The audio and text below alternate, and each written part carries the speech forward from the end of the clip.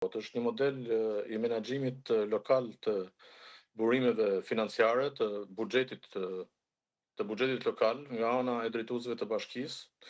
Nuk është as rasti i parë, nuk do jetë as rasti i fundit, përkundrazi është një rast i cili na siguron për vazhdimsinë e proceseve korruptive që zhvillohen ashtu si dhe në administratën qendrore dhe në pushtetin lokal që drejtohet nga e majta nga Partia Socialiste. Problemi këtu është jo thjesht lufta ndaj korrupsionit apo identifikimi i rasteve, incidencave të korrupsionit, siç është rasti i kryetarit të Bashkisë Kolonjës. Problemi është se nuk ka kurfar angazhimi të strukturave të administratës publike, të strukturave kontrolluese, të strukturave audituese, të cilat janë brenda çdo lloj institucioni për të verifikuar, për të kontrolluar dhe për të dërguar përpara përgjegjësisë penale zyrtarët të cilët abuzojnë me fondet e buxhetit të shtetit.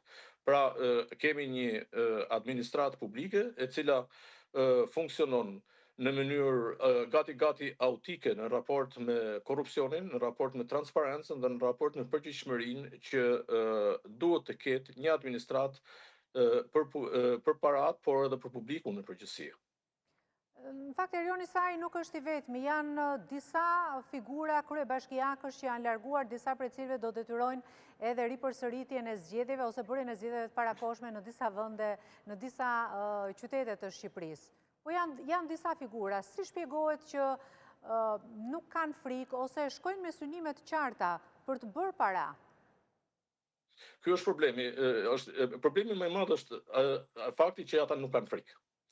Dhe nuk kanë ndërgjegje, por ama duhet të kenë frikën, se prandaj ndërtohen strukturat e tjera brenda administratës që të qarkullojnë qoftë edhe si frikë, kur në momentin kur një zyrtar nuk është i përgjegjshëm në raport me menaxhimin e paras publike, atëherë funksionon një instrument tjetër që është instrumenti i frikës.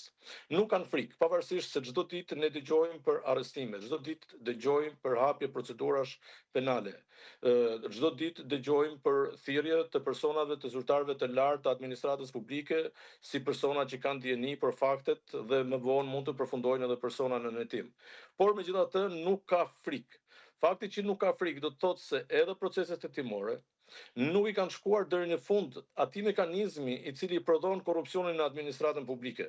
Pra është një korrupsion endemik, por jo thjesht një korrupsion që qëndron vetëm tek endemizmi, por është një korrupsion i cili frymëzohet ose furnizohet, mbushet me entuziazëm për shkak të një mekanizmi i cili nis nga kryetari i qeverisë për të vijuar më pas në gjithë strukturat menaxhuese të shtetit shqiptar, qoftë në institucionet qendrore, qoftë në institucionet publike. Pa u agresuar ky lloj mekanizmi, pa u agresuar prodhuesit dhe bartësit e sigurisë për mekanizmin, jo më për njerëzit. Atëherë ne nuk do kemi përfundim ose nuk do kemi dobësim të korrupsionit në administratën publike.